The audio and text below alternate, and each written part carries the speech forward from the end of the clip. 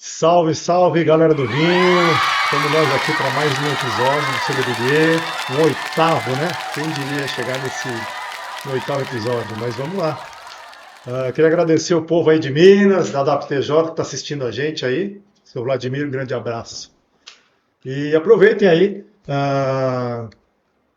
se inscreva no canal, toque no sininho ali para ter o alerta, aquela coisa toda, né? Porque, como a gente já falou aqui na TV, a TV não interage. Então, se inscreve no canal, interage com a gente, faz perguntas, manda sugestões, que a gente vai fazer o possível para atender todo mundo. E hoje aqui mais um convidado especial. Logicamente, todos os convidados aqui são especiais, né? Estou hoje aqui com Gustavo Bertolini, da Manos, Vinhas e Vinhos. Gustavão, prazer em recebê-lo. O prazer é meu, seu Bebelê, Marcelão. A ideia aqui é a gente fazer um bate-papo, acho que convido o pessoal aí para curtir essa jornada aí. A gente quer desmistificar um pouco a questão dessa cultura do vinho. Tem um trabalho bacana de pesquisa, de desenvolvimento, mas contado de uma forma mais solta, mais suave, porque a ideia é a gente trazer qualidade para a taça, fazer uma relação e trazer um profissionalismo também para o setor. Bacana, acho que vamos começar um bom bate-papo aí sobre a questão do vinho aí. Vamos sim. Você trouxe o que para a gente beber hoje aqui? Eu tô. Aqui a gente está com três garrafas de três linhas diferentes, que depois a gente vai abordar um pouco como é que elas surgiram, né? A gente está com uma linha, a linha mais fresca, que é a linha Virgo aqui. Então aqui o Chardonnay, que aí tem uma particularidade que a gente vai conversar sobre isso, que é um trabalho de pesquisa que a gente desenvolveu com a Embrapa. As famosas leveduras. As famosas leveduras autóctonas ou indígenas, nativas, seja o que for. Então, vamos falar.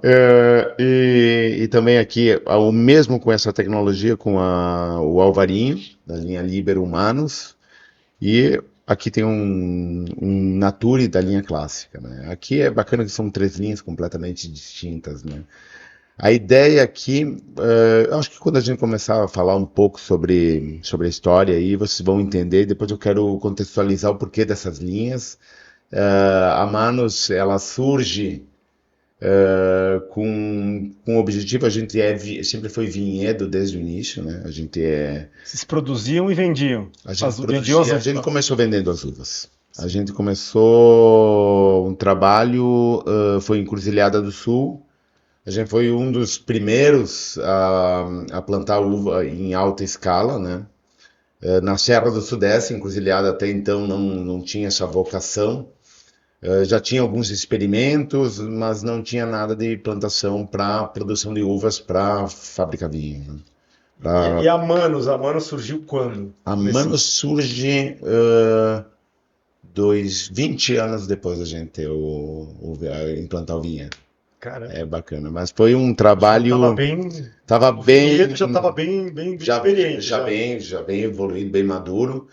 E aí tem esse trabalho que foi justamente colocar a Manos, surge da ideia, a gente começou a fazer todo um trabalho de pesquisa, um trabalho de relação que a gente tinha. A gente já vendeu lá na Vientes da Quinta, né, de Encruzilhada do Sul, a gente vendeu já para mais de 70 clientes. Caramba.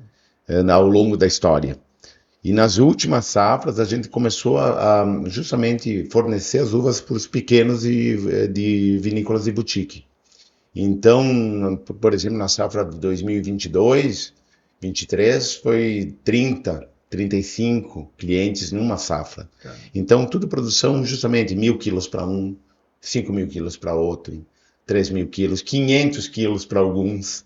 Então, a gente se especializou microlotes, porque a gente tem uma diversidade de uvas, né? É isso que dá esse caráter da Manos de experimentar coisas novas. Que o pessoal, quando vê qual é a novidade, a gente tem muita coisa justamente para abrir e a gente ainda está experimentando outras castas que até então eram incomuns, né? Tem muita coisa italiana, castas italianas. Sim, né? castas italianas, até a primeira Teroldego, Você estava falando da primeira A Terol. primeira Terol plantada no Brasil foi no nosso vinhedo, no ano 2000.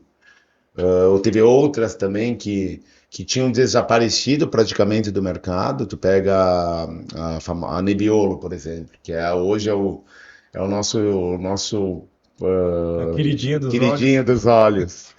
O Nebbiolo era uma caça que sumiu, se alguns mais velhos vão lembrar, quando não tinha concursos de vinho, tinha a revista Quatro Rodas na época, que fomentava e era o melhor vinho do Brasil por vários anos seguidos. Na quatro rodas. Era na revista Quatro Rodas.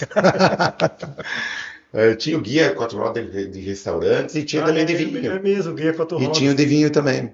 E por anos seguidos era um Nebbiolo que era da antiga adega medieval, que depois o seu Oscar ele foi assassinado e Quem era o seu parou o Oscar? seu Oscar Guglielmone. Uma lenda do vinho brasileiro, que até então muitas vezes desconhecido. Foi ele que fomentou a questão do Nebbiolo, e o Nebbiolo dele é procurado até hoje, da adega medieval. Não existe mais, é claro, mas Escolha um e vamos. depois que ele faleceu, desapareceu. E a gente, no ano 2000, a gente reintroduziu o Nebbiolo. Mas aonde que vocês encontraram ele? Não, a Nebbiolo, todas as uvas vieram da Da Itália, da Itália. França, né? A gente trouxe na época junto com a Moët Chandon, porque a Moët Chandon também foi na mesma época e no ano 2000. Depois, acho que em 2002 veio Lídio, 2003 veio Valduga, e aí o pessoal da Serra começa a descer Descer um pouco. e transformar aquele território. Eu tava vendo ali, apesar de ser gaúcho, eu não conheço a região, não conheço a É, Encruzilhada. Eu tava vendo que a altitude média ali é 300, 400, é isso? Ela exato. tá, ela tá mais ou menos na metade da serra. Eu acho que o terroir do Brasil, a parte geológica é dividida, tem toda a Serra Gaúcha, e a Campos de Cima, e toda a parte até das Missões, é todo Planalto, que é todo geologicamente de basalto, né? É o derramamento basáltico, o derramamento mais recente geologicamente. E Encruzilhada é o contrário. Encruzilhada é uma serra, mas é uma serra são as rochas, os solos derivados das rochas mais antigas da América do Sul. É granito que ela vem por baixo, de profundidade. Então ela cresce e ela entra depois do Uruguai adentro, vai até Punta del Este, mais ou menos essa mesma faixa, que são o escudo cristalino rio-grandense, chamado, que são os escudos cristalinos, que são as rochas mais antigas, né? E os solos já são desgastados, então é um solo mais drenante, é uma serra, está na faixa de 420, a gente está encruzilhada na Serra do Sudeste, ela está localizada na crista da Serra do Sudeste. Para ter uma ideia, a igreja de Encruzilhada do Sul, a gente está a poucos quilômetros da igreja, também, é o vinhedo mais próximo da cidade. A igreja é o divisor de águas do Camaquã, do rio Camaquã e do Jacuí. Então está no ponto mais alto. Então a gente está na faixa de 420 metros de altitude. Então, é um relevo muito culinar, muito parecido com o Pampa. O bioma é Pampa, muito parecido com a Campanha, só que muda o solo, é um outro solo, uma outra origem de solo É isso que eu ia e outra perguntar. altitude. É isso que eu ia perguntar. Olha, tu diz, é a Campanha? Não, não é. A Serra do Sucesso era muito parecida. Tá no pezinho da E ela campanha, tá né? no pezinho da Campanha, porque depois tem algumas regiões que ainda tu não sabe se é a Campanha ou se é a Serra do Sudeste, do ponto de origem geomorfológica. É bem interessante, mas aí é um terroir novo, tem Pinheiro Machado é um pouco mais antigo, Encruzilhada é mais recente, que está na parte mais alta, mas Pinheiro Machado, Pedras Altas, outras que estão desempenhando um papel muito importante na questão de vinhos de alta qualidade. E sempre foi voltado para a produção principalmente de uvas viníferas, ao contrário da Serra Gaúcha, né, que a grande maioria é uva comum. Começou com uva comum e depois Começou com uva comum e depois. fez a, A fez a Encruzilhada não, já começa. já começou com. E também, agora começa a debandada do olival também, os oliveiras também, que lá hoje é a maior quantidade de olivais, é a cidade de Encruzilhada, já passou Cachoeira, passou Camaquã, Ah, que então já interessante. tem uma quantidade também. Então é oliveira e vinhos. Hoje tem uma concentração bastante grande e também a pecuária, que é ovinicultura, criação de cordeiros, né, que sempre foi histórica, né? Ouvi ligado também. Ovelha e gado, mas principalmente mais ovelha. Vamos falar um pouco agora de Manos. Bom, Abre-se. já vamos abrir aqui o vinho, vamos Vamos abrir. experimentar esse Esse daqui chardonnayzinho. eu acho que é um projeto bacana. Eu acho que quando você falou 2020 a gente começa, Manos. Até então a Então gente é bem veio, nova, são é 4 anos só nova, de. nova, é muito recente. Só que a gente estava já vendendo para vários produtores. E o bacana, eu acho que em termos de aprendizado, eu acho que a gente aprendeu mais com a troca de experiência com vários são clientes que se tornaram amigos Amigos, e que parceiros. parceiros de longa data e que transformaram e fizeram a fama de Encruzilhada. Então eles que fizeram a fama, eles começaram viram o potencial das castas e aí a gente começou. Então Encruzilhada é muito famosa pelo Chardonnay e pelo Pinot. Porque foi até o motivo da própria Moët Chandon ter ido para lá. Então, aí começa toda uma história, principalmente a gente começou vendendo para a Moët Chandon, grande parte, 80, 90%. Quantos hectares vocês têm mesmo, né? 34 hectares de vinhedos, 15 de olivais e 2 de nossa pecanha, gente. Nossa, é É, grande a é propriedade. grande, grande, E grande. mesmo de vinhedo. De vinhedo a De gente. vinhedo é grande e a gente está distribuído hoje a gente tem Chardonnay. Mas de produção da Manos, quantos hectares vocês. Hoje, bom, como é que começou assim? A gente teve que dividir, a gente começou porque a gente começou todo um trabalho era um sonho de ter uma viticultura mais de precisão, né? E a gente começou uma conversa com a Embrapa, já em 2021 também, principalmente, mas a gente já tinha uma conversa, já tinha bem no propósito da Manos, de a gente sabia que tinha vários solos diferentes na propriedade.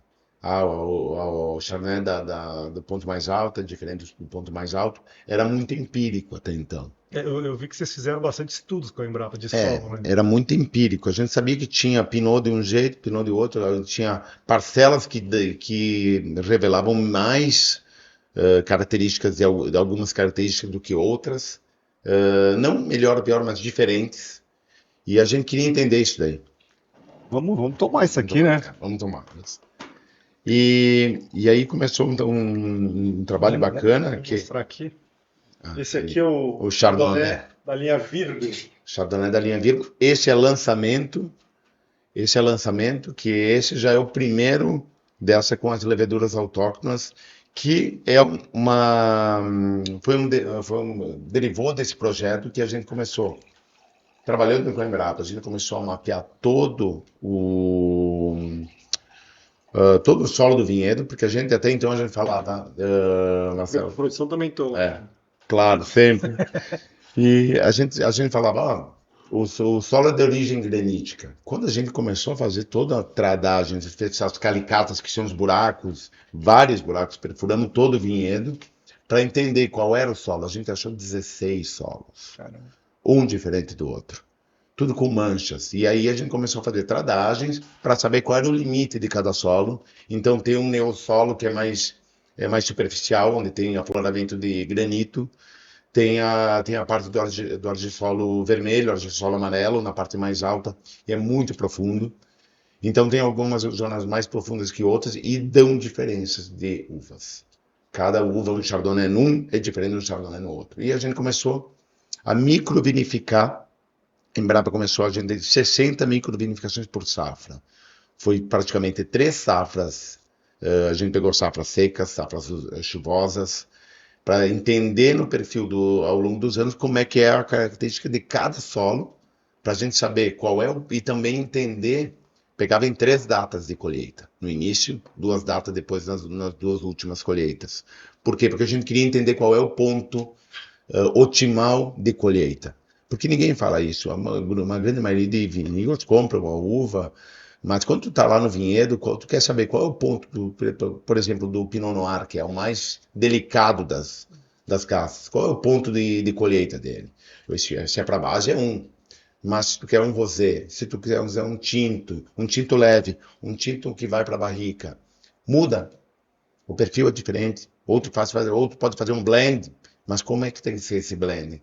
Então, era preciso entender. E nessas microvinificações, a gente é catalogado toda a análise química do vinho e depois é feita uma degustação às cegas com 12 degustadores às cegas na Embrapa para fazer a parte sensorial. Então, tu tem química, dados objetivos e dados subjetivos sensoriais para a gente entender o que cada um dos nossos talhões gera para o vinho. Quanto Então, tempo durou esse estudo todo aí? esse ainda tá terminando, termina agora em 2025 o projeto. Cara, É um projeto público-privado. Nós escrevemos um projeto, a gente conversou com a Embrapa, não apenas de solo, mas também de manejo. Tanto é que a gente praticamente aboliu a questão de herbicidas durante o projeto. A gente estava. A viticultura ainda tem a cultura também um pouco do NPK, muitas vezes, que é usar o adubo químico, que é nitrogênio, fósforo e potássio. Só que tinha algumas áreas, quando tu coloca NPK, tu tá botando os três. Tá botando os três. E muitas vezes tinha algumas zonas que estavam sobrecarregadas com alguns de deficiência de outros. E a gente começou a entender que não, a gente tinha que mudar o sistema de. E o NPK funciona muito bem para soja, para o milho, que é uma cultura rápida. Agora, a uva é uma cultura perene. Quando a gente fez os calicatos, os buracos, tinha raiz a 5 metros, 4 metros de profundidade. a videira. Claro que a grande parte fica naquele perfil superficial e um pouco para baixo, mas muitas vezes tu joga, o pessoal jogando ureia, tu joga ureia, 80% volatiza. Quer dizer, tu tá jogando dinheiro fora, a microbiota do solo muda e a gente começou a trabalhar com cobertura vegetal. A gente tem hoje um consórcio de seis plantas, cornichão, aveia, azevém precoce, trevo branco, nabo forrageiro e cornichão. Então, é um consórcio que elas, no final do ciclo, elas decompondo, elas adubam, elas chegam na superfície. Então, a gente faz uma adubação orgânica e a microbiota fica muito. Então, não tem o problema de perder muita a questão nas secas, que a gente sofreu bastante. O solo fica mais Mais protegido. A protegido. temperatura do solo não eleva tanto. A umidade do solo fica mais protegida. A erosão, agora nas chuvas, a gente não teve problema. Então muda, porque a gente não teve problema de erosão. Porque a gente estava com o solo praticamente todo coberto. Como é que foi essa história dessas chuvas de. Foi um momento bem complicado. Para ter uma ideia, a gente teve uma perda de produção, porque foi uma chuva concentrada em setembro, que foi a parte de floração, né? Quando está formando Teve a a primeira, floração, teve a primeira enchente no ano essa passado. foi a que prejudicou da nossa. Você As viu? últimas não. As últimas prejudicou muito bem Gonçalves e região por causa da erosão. Da erosão, porque foi muito forte. Mas a gente não tem esse problema, porque o solo também, a Serra Gaúcha tem laje de basalto, então tem uma superfície de solo muito, muito rasa. Então, mesmo com planta, mesmo com árvores, desce o morro. E como Encruzilhada mais colinas, e a gente tinha uma forração de vegetação, a gente não teve problema de erosão. Então isso ajuda muito também. Então essa questão de manejo, achar um manejo mais sustentável também é interessante. E depois quando a gente aborda também nessa questão, entra que é a questão do terroir, que é entender o solo, entender onde tu está inserido na geografia, que é o que é terroir. É solo, é geografia, é clima. A gente botou a estação meteorológica com mapeamento durante todo o ano. Temperaturas oscilantes, quantidade de chuva, a gente tem todos os dados mapeados, que é isso nesses 4 anos. Então a gente sabe o que pode gerar cada dado, que é uma variável que vai afetar o vinho. E depois entrou também o dado da levedura, que aí a gente coletou no vinhedo, foi em Vamos 2021. falar um pouco agora de levedura. É, Levedura, para mim, é um termo, mas se a gente vai falar de pão, todo mundo sabe o que é um uma levedura que é E é o o fermento fermento biológico, madre. fermento É biológico. o levain ou o fermento madre, que é que toda padaria tem seu. A levedura também. Todo vinhedo tem a sua biota de levedura. A levedura é um fungo, que ela tá no ar, ela tá na casca, principalmente na pele, por fora tem uma pruína, que é tipo uma cera que Sim. tem na casca. É ali que elas ficam localizadas, principalmente. Então, teoricamente, não precisa acrescentar levedura nenhuma Não, para que o mosto se transforme em vinho. não porque normalmente a fermentação ela vai acontecer. É fato. A fermentação sempre vai acontecer com a uva. Aí é a questão, muitas vezes, como é que tu quer essa fermentação. E muitas vezes tu vai numa cantina, não apenas na casca, mas no ambiente de uma cantina também tem as leveduras. Então, se a cantina recebe uvas de vários lugares, Elas estão no ar. ela tem uma flora de levedura que veio de N lugares. Agora, se tu tem uma levedura que é do teu território, é outra coisa. E, Se a- tu e tem a a- cantina do lado do vinhedo, bom, aí sim, tu pode dizer que é 100% das leveduras é daquele território. e agora vocês estão usando. Que leveduras que vocês estão usando? Como é que começou? Da onde como é que se extrai essa levedura? Sim. Como é que é esse processo todo? Falando mais didaticamente, Sim, sim. menos técnico, porque é para todo mundo. Foi uma pessoa, foi o pesquisador Embrapa, ele coletou as uvas, eles coletaram já com uma uva de grau de maturação grande, maior, né? Então é mais no final da maturação. Ele vai lá, ele coletou de modo extremamente estéril, coletou as uvas para não ter problema, levou para o laboratório, fez os pés de cuba e isolou uma a uma.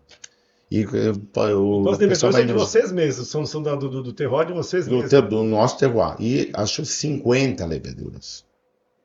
Tem 50 leveduras lá mapeadas, sabendo qual é a família, que já existem várias famílias de leveduras. Então, a grande maioria dos vinhos, quando compra, tu pode comprar no mercado, que é que nem comprar a levedura de pão, sabe aquela levedura, a biológica, tu Sim. compra para fazer pão, vem no mesmo formato. As leveduras que tu usa para vinho ou para cerveja, normalmente é Saccharomyces cerevisiae, é a grande família das leveduras. Tá? Se fala que nem tipo o fermento É o fático, fermento, aquele aqui é o granuladinho. granuladinho, exatamente. Aí vem assim, que ela é liofilizada. Quando tu quiser, eu quero porque tu pode dizer. Porque é engraçado que cada levedura que vai trabalhar hoje, eu vou dar um exemplo. Esse ovarinho aqui, ano passado que a gente usou com a levedura até então a gente fazia com leveduras comerciais. A gente escolheu uma levedura que era a QA13, QA23, se não me engano, que é da Lavin, que foi isolada, que toda a levedura, num primeiro momento que está no mercado, ela foi isolada de algum lugar. Então dizer que é uma levedura é uma coisa sintética é mentira. Toda levedura é um ser vivo, é um ser natural. Se ela foi isolada do teu vinhedo, ou de um vinhedo, no caso, Ou a vem que de a gente fora. usou, ela foi isolada pela Lavin, pela Universidade de Trás-os-Montes, no norte de Portugal. Então, aquela levedura foi isolada naquele momento lá. Hoje, ela tem uma levedura que ela foi liofilizada, mas é a mesma levedura que foi de lá. Então, é uma levedura natural da região do norte de Portugal, que foi isolada por uma empresa. E hoje, tu pode pegar uma levedura, a gente usa a VL2, que ela foi isolada no início na Borgonha, que a gente usava no Chardonnay, que é esse Chardonnay que a gente está tomando. A 2023, essa aqui é 2024, era uma levedura que naturalmente era da região de AVL2, que é da Borgonha. E agora, E essa daqui o agora, 24 agora é de vocês mesmo. por que que a gente quer fazer isso? Acho que qual é o objetivo? Porque quando toda levedura, como o pão, ela pega o amido e transforma em pão, ela metaboliza o amido da massa, ela para fermentar. A levedura, no caso do vinho, ela vai usar o açúcar do mosto e vai transformar em álcool. Antigamente, o pessoal quem transformava os vinhos eram os deuses, os romanos, porque eles não conheciam a microbiologia. Era o Baco. Era Baco. Então, vem muito dessa. É bacana brincar isso aí, mas na história foi assim que aconteceu. E aqui, quando a gente vai falar da levedura, cada levedura, como cada Saccharomyces cerevisiae, que existem várias cepas de Saccharomyces, que é a grande família, vai gerar aromas. Hoje, quando tu pega no mercado, tu vai pegar uma bula de uma levedura, ele vai dizer, essa aqui é uma levedura boa para vinhos brancos, dá mais um perfil aromático, aromas de maracujá, ou tu pode selecionar, o enólogo usa isso. Se ele quiser ter uma precisão maior. Uma precisão maior ele consegue ter. E é isso que é muito bacana. E existe um universo infinito. O que a gente quer com isso, que é usar não usar mais a levedura que seja exportada, até então a gente usava, porque a gente não tinha. Hoje tem poucos no Brasil. Tem um banco de levedura na Embrapa gigante, só que ninguém está usando. Vocês vão comercializar a levedura também? Não, ou não, usar só para vocês? não, isso aí não é uma questão de comercializar. Eu acho que pode sim ter comercial. A gente não tem a propriedade da levedura. A levedura é um ser vivo, tu não pode ter a propriedade, tá lá. A Embrapa tem isolada ela. Mas a gente quer sim usar essa levedura. Como é que a gente faz? Até então a gente está fazendo pé de Cuba. Mas a gente quer cada vez usar mais. A gente isolou 5 delas, que a gente microvinificou em testes. Então a gente tem a mesma uva colhida da mesma planta, processada, esmagada, dividida em 3, porque ela está homogênea para ser o mesmo mosto em 3 recipientes. E a gente fez os testes com a levedura comercial, uma Saccharomyces cerevisiae de Portugal, uma da França, uma testemunha da Embrapa e uma do vinhedo. E até cofermentações. Cara, dá 3 vinhos completamente diferentes. Cor diferente, estrutura diferente, muda inclusive a cor. Algumas têm capacidade de mudar até a cor. Tom mais alaranjado, um tom mais vermelho. Muda. E o de vocês foi melhor ou não? A questão Ou não tem melhor? eu acho que não tem melhor. O que eu acho bacana é que o Chardonnay que VL2, a VL2 todo mundo tem, todo mundo pode usar. É uma grande, a X5 é outra, a VL2 é outra, que são usadas para vários vinhos. O que acontece? Normalmente tu tem uma padronização, porque a levedura influencia muito no aroma. Muitas vezes mais que o próprio território. É um conjunto de fatores. Rouba a cena, no caso. É um conjunto de fatores. Quem é que vai dar a característica daquele vinho? É o clima, é o solo, é a levedura, é depois a parte humana, que é como ele vinifica, qual é o processo que ele usa, é o que vai dar o fator para gerar aquele resultado final. Só que como a levedura faz muito parte disso, se a gente quiser vender território, terroir, ela influencia, porque se ela é daquele terroir, o meu vinho vai ter uma tipicidade mais brasileira. E a nossa ideia não é ser um cover de Borgonha, cover da Argentina ou da África do Sul. A gente é uma uva de encruzilhada, Serra do Sudeste do Rio Grande do Sul, brasileira, com a microbiologia e o ecossistema do vinhedo também seja do mesmo lugar. E ela dá uma tipicidade. Bom, tu prova esse vinho aqui, tu vê uma crocância, uma acidez, uma fruta uma maçã verde, até uma pera, uma mineralidade que também, aqui sim, a mineralidade vem muito do solo. Alguns fatores são do solo, alguns fatores são de como aquela levedura, ela metaboliza o açúcar e ela gera compostos voláteis diferentes. Cada uma gera um. Isso que é a riqueza. E o mais bacana não é essa aqui é só uma. A gente selecionou uma que a gente usou nesse. A ideia para o futuro não é ter uma só, porque eu tenho 50 no rol. Eu testei já 5. E a gente tem algumas, tem as Saccharomyces e tem as não Saccharomyces. A Saccharomyces é 95% do que é usado, por quê? Porque é a levedura mais potente e ela termina a fermentação. Tem algumas leveduras, algumas não Saccharomyces, elas não aguentam o álcool até 12, 13, que é que normalmente vai o vinho. Então elas morrem no meio do processo e não terminam a fermentação, o que é negativo. Mas elas aportam aromas. Se tu fizer uma combinação sequencial de tu começar a fazer um starter com uma levedura e ela vai contribuir, e quando ela estiver no auge, tu já emenda outra e vai fazendo pé de cuba sucessivos, tu vai dando mais complexidade e manifestando mais todo o potencial do ecossistema do teu vinhedo. Isso eu acho mágico. Isso é alquimia que, se a gente tem testada, se a gente tem análises, aí o homem vira o alquimista. Ele, para essa casta, pro alvarinho, eu vou usar essas duas, ou essas três.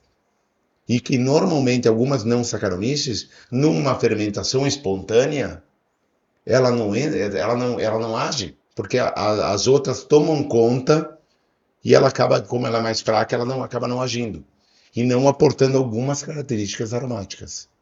E o que é bacana nisso daí é que a gente tem um potencial gigante de fazer isso. A gente fez teste até algumas Saccharomyces de fazer teste de fermentação, de segunda fermentação em garrafa, que é para fazer o espumante.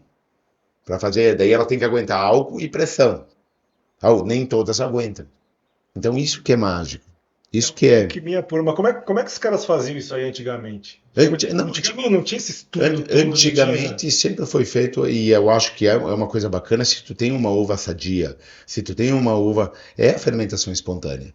É a coisa mais natural que ia acontecer. É isso que a gente quer dizer. E que é muito. É possível fazer possível. Sem acrescentar nada? Sim, é possível. O que é importante salientar? Tu tem que ter uma higiene muito boa, tu tem uma uva sadia, porque senão algumas existem boas. Antigamente não tinha isso, né? É. Como é que funcionava com aquele pezinho cheio de frieira, com aquela unha toda? As leveduras, a questão da Brettanomyces, a Brettanomyces é uma levedura. Tem gente que gosta, mas se ela está em excesso, ela estraga o vinho.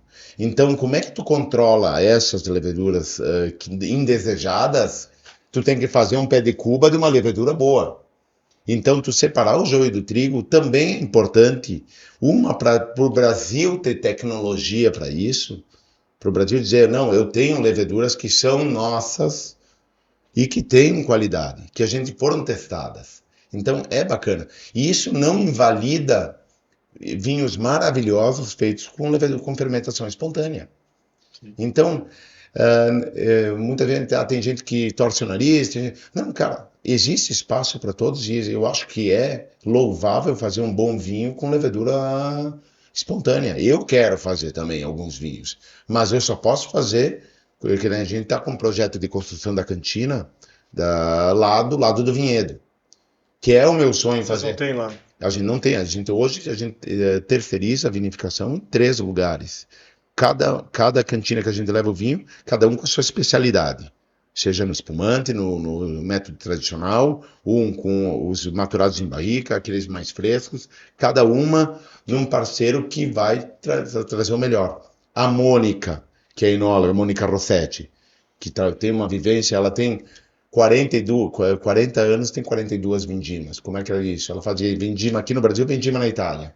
Hoje já está na Itália. Então ela tem uma experiência gigante, uma visão internacional do mundo, de pesquisa científica, e está trabalhando. O vinho hoje é internacional, né? É internacional. Então ela a tecnologia que tem lá tem aqui. Mas cada vez mais, até ela mesma fala, valorizar a tipicidade, valorizar o território. Eu acho que vender o território. Está uma viés de retorno agora de raízes. E eu acho que essa questão da microbiologia vem ao encontro. Vem ao encontro do estudo de solo, vem ao encontro do estudo de micro. E aí a gente fala com propriedade o que é o nosso vinho brasileiro. E quando a gente fala, a gente estava apresentando na Vinitaly, é fantástico. É fantástico. Vamos falar um pouco do vinhedo.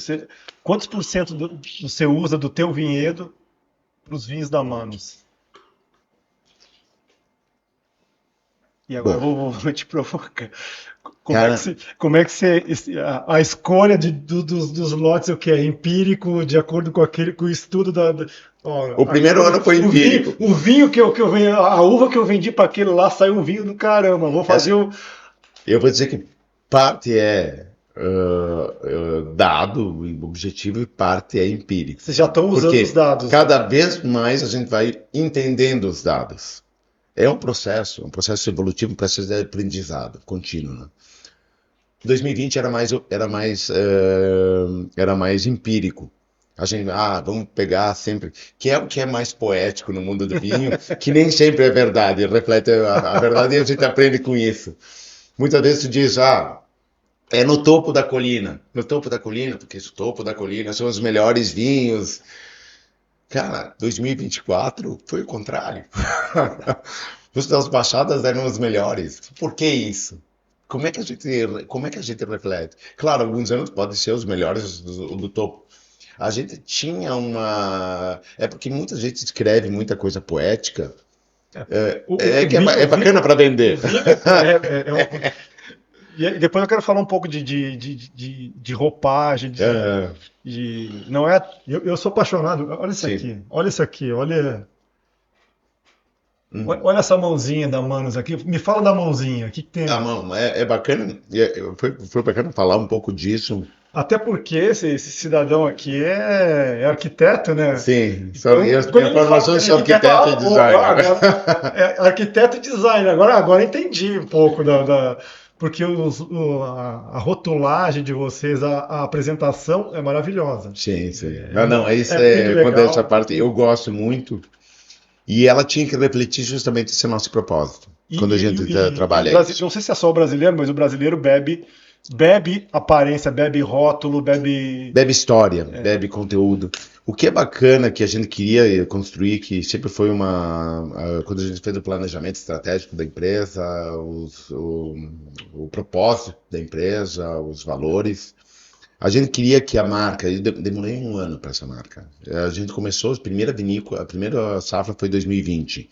Eu só consegui botar essa mão em 2021. Porque ela é uma Fechar mão, ela para começar a ela é uma vender. mão, mas ela é uma planta, Ela né? é assim, uma videira. É como se fosse assim, ó, o conceito, a filosofia é como se fosse Eu vinhos. não sei se dá para enxergar direito a mãozinha aqui. É como se fosse vinhos escritos por homens nas linhas da vinha. Como se fosse, porque a nossa formação é vinhedo. Então, toda escolha que a gente faz para o vinho não é tanto na cantina a gente planeja, a gente pensa como fazer, mas todo o suor mesmo é no vinhedo.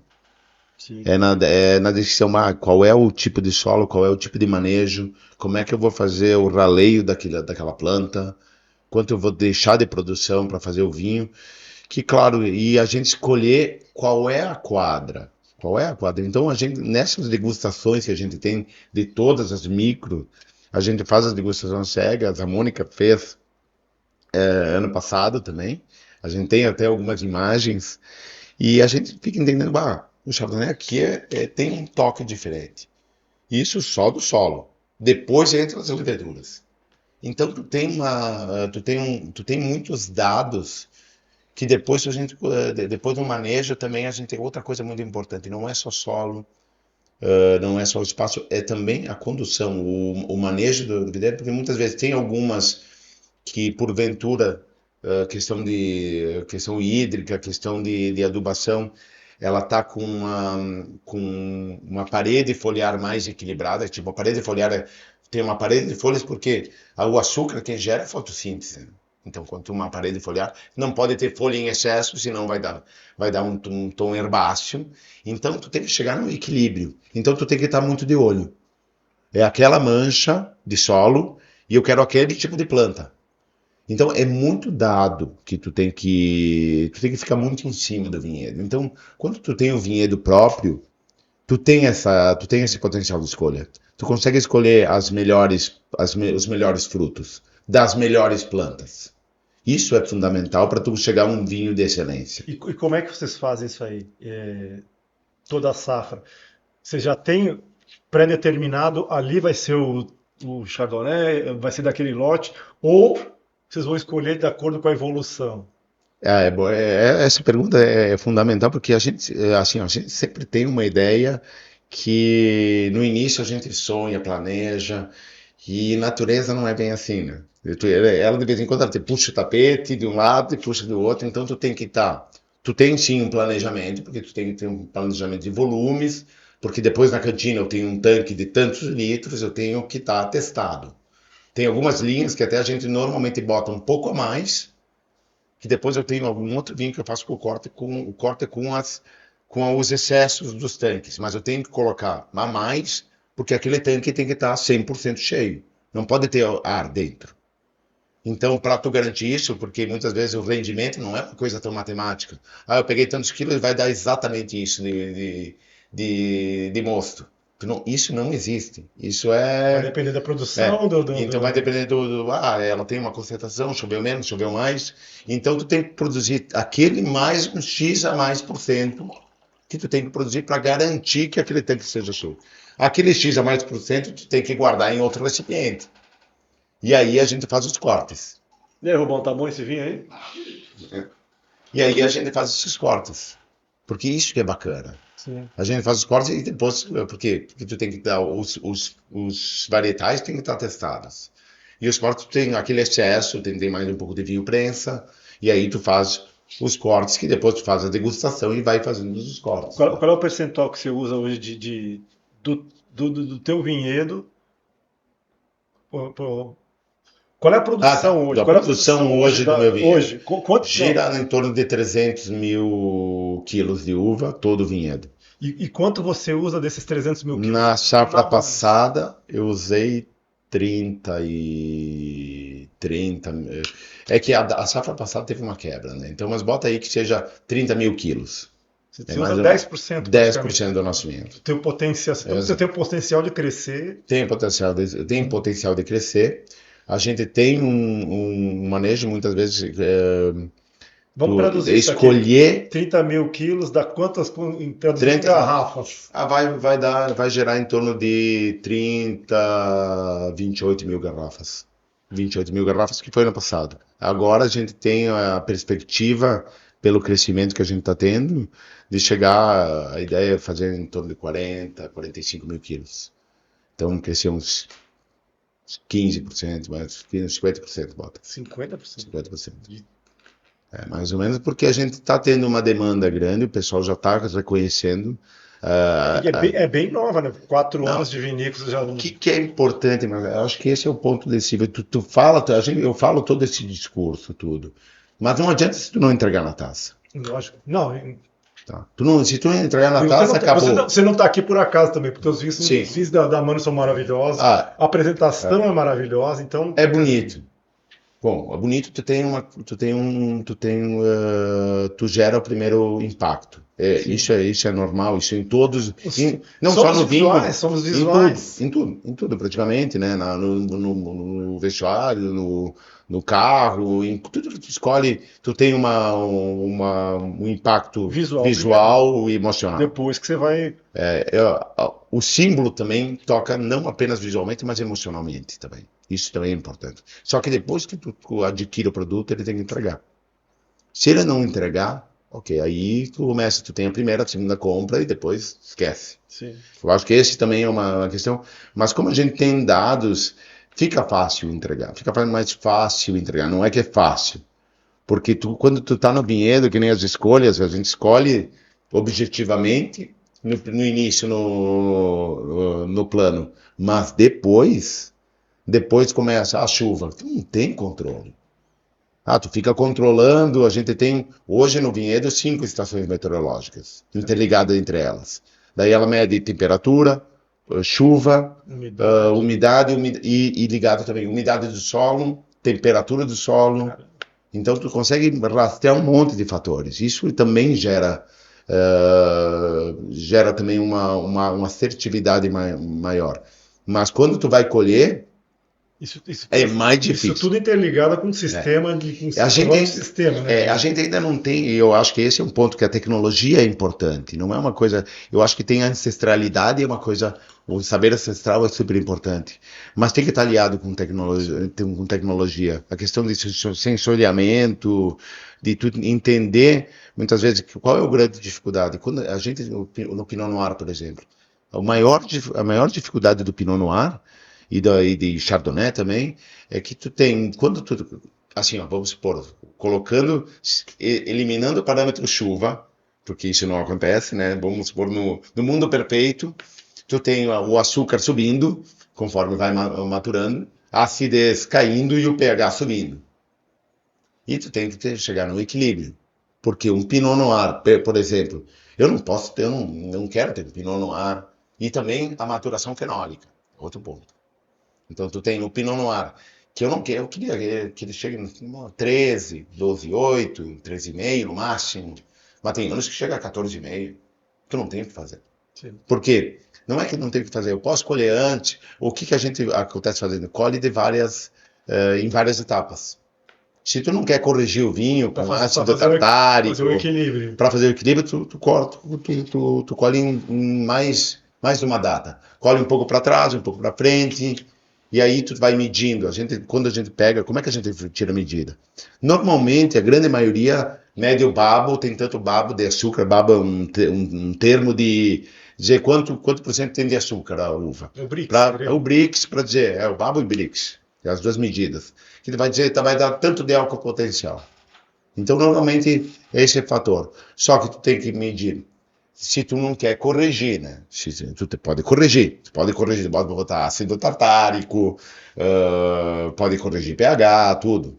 Mas se tu não quiser corrigir, quiser uma verificação com menos intervenção, e aí a questão de menos intervenção é menos insumos enológicos colocados, tu tem que estar medindo constantemente. Vai lá, pega aquela fila, pega 100 bagas, por exemplo, pega da cima do cacho, debaixo do cacho, de uma uva coberta com folha, de uma uva exposta, do oeste, do noroeste, e vai caminhando. Vai caminhando, pega assim, vai aleatório, vai caminhando no vinhedo e vai pegando. Porque aí tu tem uma média mais próximo do que tu vai ter. E aí tu espreme, e aí tu tem uma média mais segura do que vai dar de acidez, o que vai dar de pH. Tu vai medir pH, acidez, peso de baga, peso de caixa e babo, açúcar. Tu já tem um parâmetro, e tu vai medindo isso semana a semana. Semana a semana, porque tu vai ver como está crescendo, como está a evolução. E aí tu toma a decisão. Porque aí tu toma a decisão mais... Qual é a ideia? O ponto otimal de colheita. Esse é o ponto. Para tu conseguir um vinho de alta qualidade. Entendi. Agora tem que fazer um jabazinho da casa, né? Rubão, põe aí o nosso Brazucas aí, que inclusive se quiser comprar vinhos da Manos, aqui no Brazucas você vai encontrar. Você conhece o Brazucas Wines, bar e bistrô? O Brazucas fica na zona sul de São Paulo, a 5 minutos do aeroporto de Congonhas. A casa é especializada em vinhos nacionais, tem rótulos para todos os gostos, provenientes de várias regiões do Brasil. Aqui você encontrará ambiente aconchegante e acolhedor, bebida sempre gelada e culinária que agrada desde quem procura um happy hour com cervejinha e petiscos de boteco. A quem quer celebrar um momento especial com pratos elaborados e um bom vinho premiado. E se precisar de ajuda para escolher seu vinho, o simpático Seu Bebelier vai te ajudar a escolher a melhor opção para harmonizar com qualquer item do nosso cardápio. O Brazucas fica na Avenida Damasceno Vieira 751, Vila Mascote. Brazucas Wines. Venha viver essa experiência.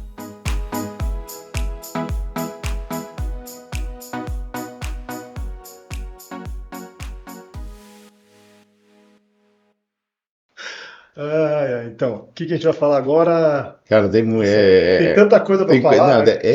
O mundo do vinho é uma coisa que começa a conversar, é muita coisa. As variedades são outras coisas que a gente está... quando a gente estava falando antes do logo, né? Essa questão do vinhos descritos por homens das linhas da vinha, né? Essa questão e por que a gente tem essa ideia de portfólio, né? A família inteira tá envolvida na vinícola? Não. Quem está mais envolvido assim tem eu nessa parte mais de cultura, tem a Adriana, que é a minha cunhada também, faz toda a parte administrativa.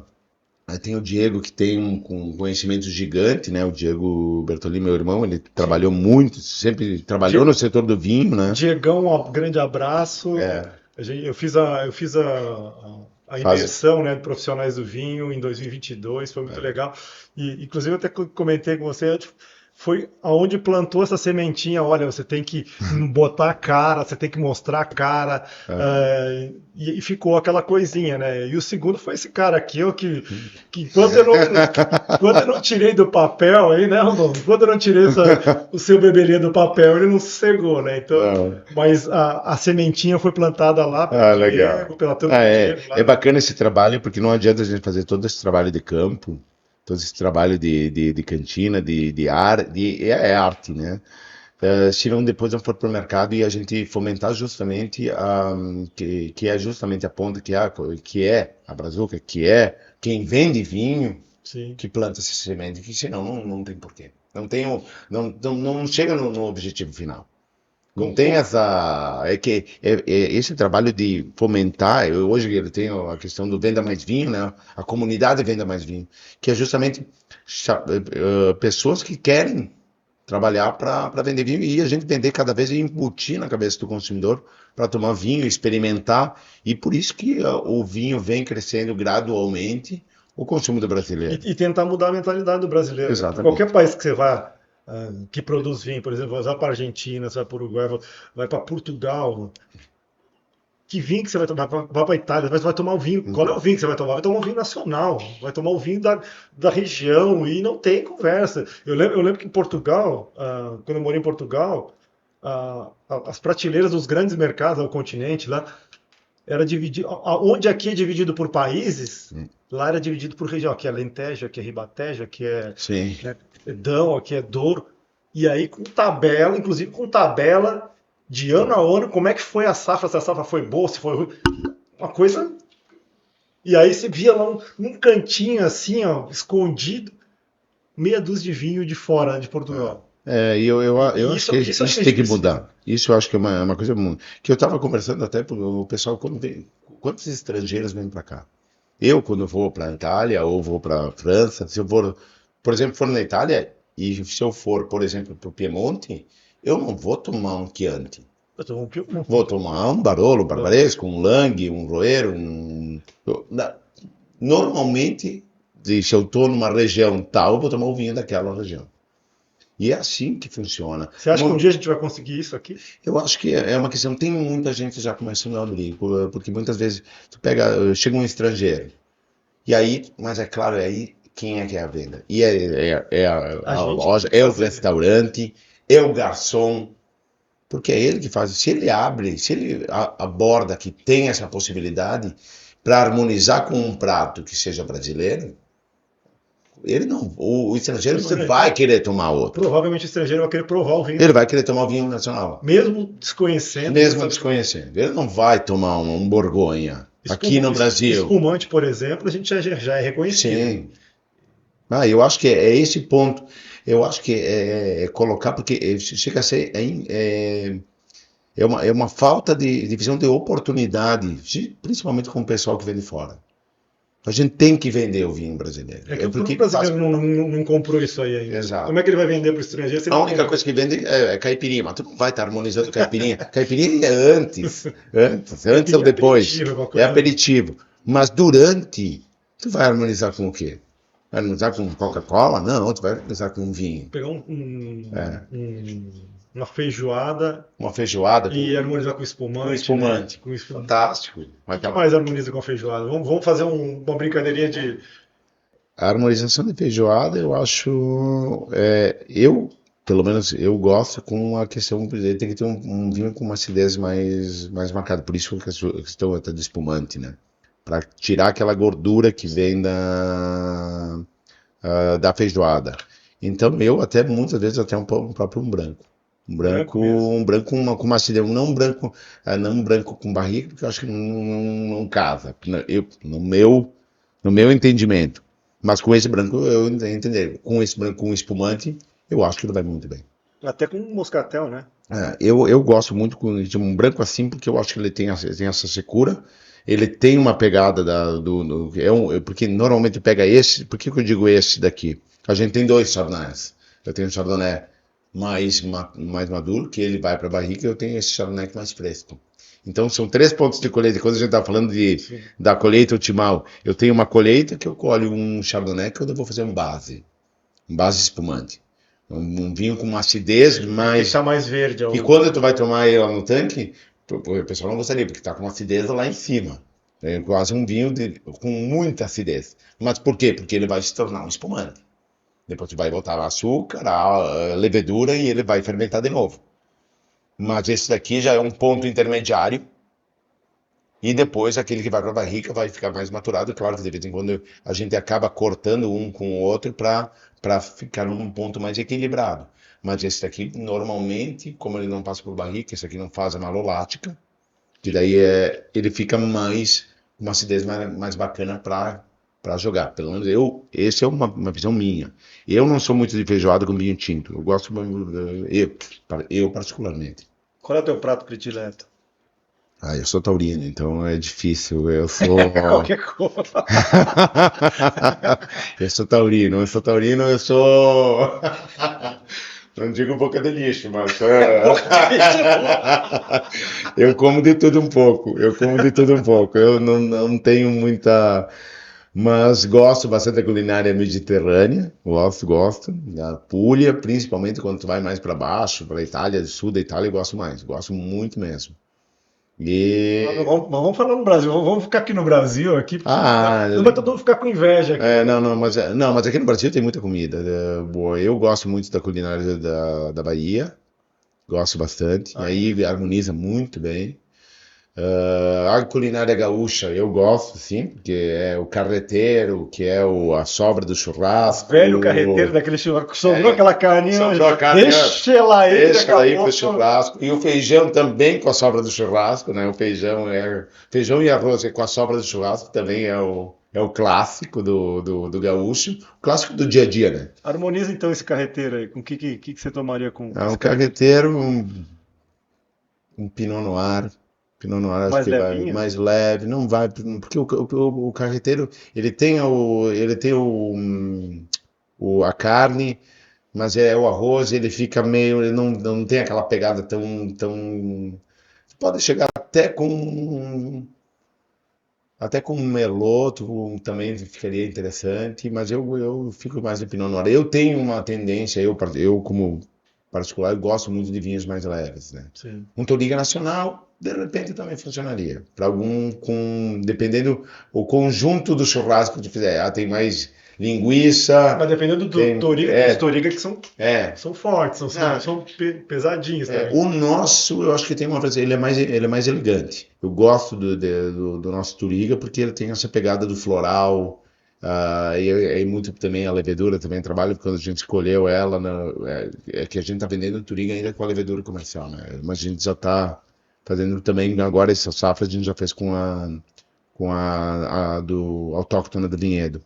E ele dá mais essa nota do jasmim. Como é que você chamou ele? É autóctona? Né? Autóctona que é do território. Ou pode dizer autóctona, indígena, nativa, é tudo igual. Eu ia te perguntar de indígenas, isso aí, igual. É tudo igual? É que o pessoal muitas vezes usa leveduras indígenas. Ok, a fermentação espontânea é levedura indígena. É autóctone? É autóctone. É nativa. A única diferença dos nossos é que a levedura autóctone, isolada, testada, daí a gente coloca uma a uma.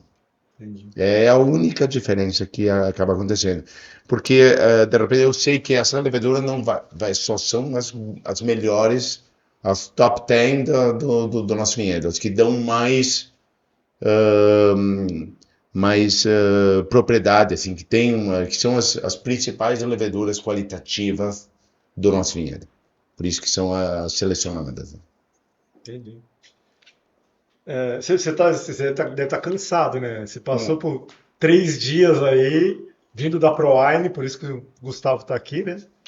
Não é bacana. Como é que esse negócio, feira para você é interessante? Como é que foi a feira? Para nós é muito importante. Até porque é uma feira bem Até para você se inscrever na feira, eles usam o critério, olha, se você não trabalhar com vinho, não estiver ligado, você não vai. Não vai. Simplesmente não vai. Isso é muito bacana, porque isso é em todas as feiras do mundo. Seja aqui na ProWine, na Vinita, ali na ProWine na Alemanha também. O pessoal é quem trabalha com vinho. Tem que ser assim. Não é um lugar para, eu quero beber vinho. Não é um lugar, eu vou beber vinho, vou na ProWine. Não, porque o foco é outro. O foco é justamente a gente vender o vinho para justamente a gente ter o contato com parceiros como vocês, que são quem coloca o vinho no mercado. Então a gente promoveu o vinho, né? A ProWine estava fantástica, estava maior que no passado. Sim, não. Estava gigante. Eu não consegui nos 3 dias, eu fui só em 2, mas mesmo assim eu não consegui. Acho que foi muito bacana a questão. O Brasil já está na entrada. Sim, não, o que eu achei muito legal. E mostrar que a gente. Na verdade, eu nem fui até o final do pavilhão, porque meu foco era brasileiro e eu fiquei ali. E mesmo assim eu não consegui ver todo mundo. Não, é muita gente, tem muito vinho. É bacana ter esse contato com os sommeliers, com os profissionais que trabalham no vinho, seja eles os proprietários de estabelecimentos, os sommeliers, os promotores de vinhos. Então é muito bacana essa troca de experiência e eles terem contato, porque a gente começa a abrir, porque depois a gente coleta, a gente responde, porque a gente quer cada vez mais. A gente tem um propósito de estar um crescimento gradual. Porque a nossa ideia não é fazer um crescimento, por isso a gente tem vinhedo para... Nossa, você tem vinhedo vinhedo para muitos mil garrafas, né?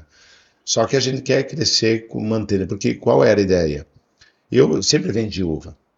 Por mais que a gente sempre foi, depois que começou a ser procurado pelo trabalho que a gente fazia, esse trabalho de Embrapa, a gente também difunde também para os nossos clientes de uvas. Sim, então a gente acaba sendo procurado pela qualidade da uva. Até porque valoriza também a uva, né? Valoriza o produto. Exato. É um produto que você está vendendo. Valoriza o produto uva, mas sempre vai ser uva. Qual é o grande objetivo? É gerar valor. Então todo trabalho de pesquisa, seja como eu sempre trabalhei com design, sempre foi gerar valor. A questão do vinho é de tentar desenhar o fruto daquele território, que é a uva, mas depois, por que não o vinho? Sempre tentar agregar mais valor, mas aí com reputação, entregando produtos que sejam realmente únicos, diferenciados, e aí a gente começa a expandir gradualmente o mercado. A gente está expandindo porque a gente não consegue abrir tanto mercado, porque o vinho, quando tu pensa, quando tu tá colhendo, eu vou colher 2025 agora. Alguns eu vou vender em final de 2025, mas muitos eu vou vender em 2027, 2028, 2027. Principalmente os tintos, né? E aí realmente é um pensamento de longo prazo. Então tu tem que estar pouco a pouco crescendo, mas por isso a cantina também está sendo desenvolvida lá no vinhedo. Porque também está mais próximo, evita o quê? Qual é o objetivo? Evitar o frete. E o frete, quando eu digo, tu colhe, a uva a gente está no verão, tu tem que colher, normalmente a gente começa a colher, a gente colhe às 6 da manhã, Antes a gente colhia às 5 da manhã quando tinha horário de verão, para pegar sempre a data mais fresca. A hora mais fresca. E aí a gente normalmente, para fazer 250 km de alimento, onde a gente vinifica, a gente bota em caminhão refrigerado. Sim. Então, e mesmo caminhão refrigerado, o bom seria tu colher e tá a cantina logo ali. Viajar, quilômetro zero. Que nem a Oliveira, né? A Oliveira, quanto mais rápido você... A Oliveira a gente processa, a gente colhe de manhã, processa meio-dia, colhe de tarde, processa de noite, para não oxidar. Sim. Então, a mesma coisa. O ideal seria sempre, quanto menos quilômetros tu fizer, acho que é também a cultura do quilômetro, a cultura da sustentabilidade é tu não viajar tanto, é tu fazer o quilômetro zero, vai fazer a fruta chegar o quanto antes ao destino, para que daí ela não tem problema de contaminações, de fermentações que de repente está com calor, choveu muito, ela abre a baga, está com a pele mais sensível. Então tudo isso é fator, existem muitas variáveis. E para quando é esse projeto de botar a cantina? Aí provavelmente a gente já está na parte do pré-moldado, agora está subindo a parte de em drywall. Ah, já tá. Sim, já está subindo, mas provavelmente 2026, porque 2025 agora não vai dar tempo depois tem equipamentos, tu tem que regularizar aprovações, tudo, então provavelmente Vocês não tem 2026. nem os tonéis de inox lá, vocês Os não tonéis de inox a gente tem nos parceiros. Fica tudo Nos parceiros a gente tem por isso que é uma coisa, a gente quer, os nossos tanques são nossos, a gente coloca os tanques no parceiro. Ah, você já tem os tanques, então Tem tipo, os agora, se a tanques, estrutura estiver pronta, sim, é só colocar os tanques com a refrigeração com cinta alta para distribuir o frio mais uniforme, porque o frio é importante, para quem não conhece, que controlar a temperatura da fermentação, para que a fermentação não faça uma subida muito rápida, então ela tem que ser gradual para a gente, ou fazer uma pré-maceração a frio para extrair mais os aromas de fruta. Então toda essa questão é sempre importante ter equipamento. Sim. E recipiente é uma coisa importante. Explica um pouco desse negócio da cinta aí, que A cinta não do tonel de inox, tonel né? de inox, né? Tem toda uma... Ele tem uma cinta, a cinta tem que ser uma cinta alta e baixa, O porque que passa por dentro da cinta? aí é uma solução uma solução que não congele. É uma solução específica agora eu me esqueci o nome, de glicol, alguma coisa, agora eu não me lembro direito, mas que Alguma coisa de... é alguma coisa assim que passa para um sistema de frio, que vai fazer o resfriamento do líquido, e daí tem todo um controle para ficar chegando na temperatura que tu quer. Normalmente o enólogo ele diz, eu quero que fermente a tantos graus. Não é nem 24, eu quero 22, alguns querem 20, alguns querem 18, querem mais lenta, querem mais rápida, então vai depender muito da escolha e da caça e do tipo de produto, né? Legal. A gente já está chegando no fim aqui, já estou até passando da... Eu falei, uma coisa, a gente começa a falar e quando vê, já... Ah, tem muita coisa, cara. Quando a gente depois vai falar de uva, a gente vai falar outras uvas que eu acho que é bacana, quando a gente fala também de variedades de uvas. Você tem alguma coisa que você queria, que acho que é imprescindível a gente falar aqui Eu agora? acho que as uvas, né, a gente gosta normalmente o pessoal diz, tu não tem Cabernet, tu não tem Merlot, tu não tem... Não, Cabernet Merlot tem um monte por aí. E a gente gostou sempre de trabalhar com uvas diferenciadas, tá? Hoje a gente se lançou na feira agora um espumante de vermentino, que é uma uva típica. O assírtico é o único varietal de assírtico no Brasil. Então a gente tem essa uva grega, que é de Santorini, e sabe onde eu descobri essa uva? Foi na Itália. É mesmo. Porque justamente algumas cantinas, por causa das mudanças climáticas, estão adotando outras cepas para chegar num gradual de acidez e pH mais equilibrado. E foi aí, eu vi uma zona perto de Bolzano, uma zona que tinha granítico, né, nas montanhas, né, assírtico, e eu gostei muito do resultado. E aí a gente colocou assírtico, a gente já está na terceira, você vai ir para a terceira safra de assírtico.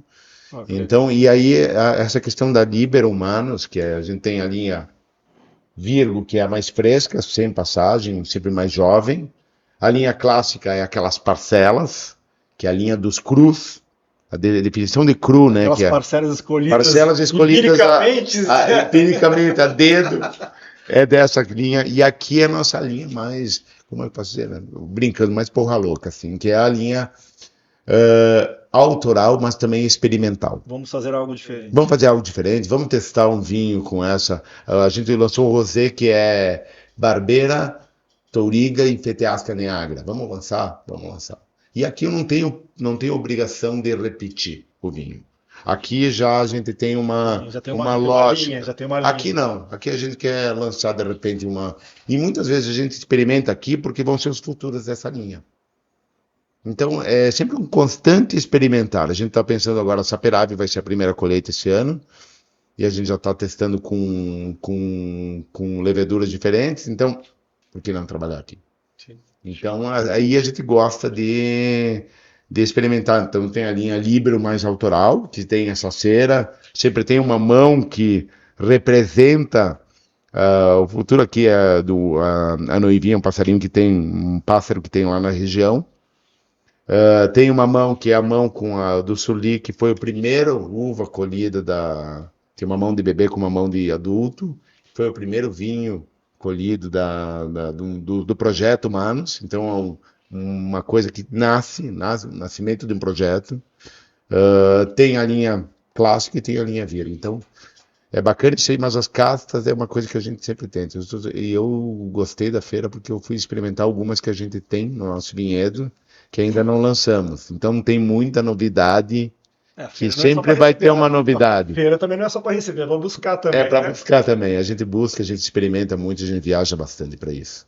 Legal. Gustavão, queria te agradecer aí por esse tempo aqui. Apesar do cansaço da feira, tá aqui com a gente aqui. Não. A gente gosta com disso esse aí. bate-papo aí gostoso. Vamos terminar nosso vinhozinho agora, mas o nosso tempo já acabou aqui. Queria agradecer muito e um salve aí para a galera aí de Minas aí, da WTJ, seu Vladimir, um grande abraço e sempre, nunca esquecendo, né, de se inscrever no canal. Sim. Aquele negócio, aquele sininho lá, né? Clicar nele para avisar quando tem coisa nova, e sempre tem. A gente está tentando sempre manter um episódio a cada 15 dias aí. Então é isso. Obrigado aí. Eu acho que agradecer, Marcelão, esse trabalho aí que tu tem fazendo, que tem feito, que é desmistificar um pouco o mundo do vinho, deixar uma coisa mais, um bate-papo e mostrar a qualidade que está sendo trabalhada no Brasil.